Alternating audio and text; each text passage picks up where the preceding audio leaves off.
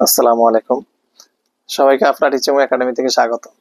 আজকে আমরা সপ্তম শ্রেণীর বীজগণিতের অনুশীলনী 4.1 এর এখানে যে 15 নম্বর অঙ্কটি আছে, প্রথম রাশিকে দ্বিতীয় রাশি দ্বারা গুণ করো।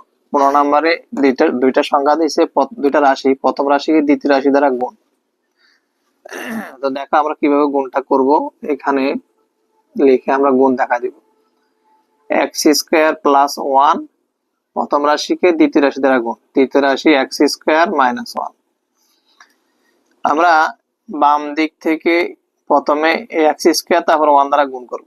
হয়ে গেলে -1 কে x স্কয়ার দ্বারা তারপর 1 দ্বারা গুণ করলে দেখো হয়ে যাবে x স্কয়ার মানে x টু দি পাওয়ার 4, অর্থাৎ x দুইটা আর এখানে দুইটা, চারটা x টু দি পাওয়ার 4। এটাও প্লাস, এটাও প্লাস, প্লাসে প্লাসে প্লাস। x স্কয়ার কে 1 দ্বারা গুণ করলে x স্কয়ার হবে। অনেকে 1x স্কয়ার লেখো, এরকম লিখবে না, অর্থাৎ এরকম x স্কয়ার কে 1 দ্বারা গুণ করলে x স্কয়ার হবে, এরকম। এরপরে দেখো প্রথমে যখন এটা কাজ শেষ আমরা এটা করব। এটা প্লাস আছে, এটা মাইনাস, প্লাসে মাইনাসে মাইনাস। x স্কয়ার কে 1 দ্বারা গুণ করলে x স্কয়ার হবে, তবে মাইনাস x স্কয়ার। তো x স্কয়ার বরাবর আমরা x স্কয়ার লিখব, যেহেতু মাইনাসটা আছে মাইনাস দিব, x স্কয়ার দেব। প্লাসে মাইনাসে মাইনাস, একের 1 দ্বারা গুণ করলে 1 একে 1। আমরা হিসাব করব এখন।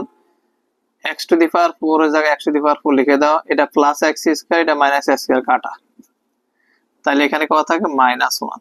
এটাই হবে আমাদের আনসার। অথবা তুমি লিখে দিতে পারো নির্ণয় গুণফল এত, সেটা লিখতে পারো, কোনো সমস্যা নাই। নির্ণয় গুণফল, যেহেতু গুণ করতে বলছে গুণফল লেখো, গুণফল x টু দি পাওয়ার 4 -1, এটা হবে আনসার। এটা হবে 15 নম্বরের প্রথম রাশিকে দ্বিতীয় রাশি দ্বারা গুণ। এরপরের ক্লাসে আমরা 16 নাম্বার করব। ততক্ষণ ভালো থাকো।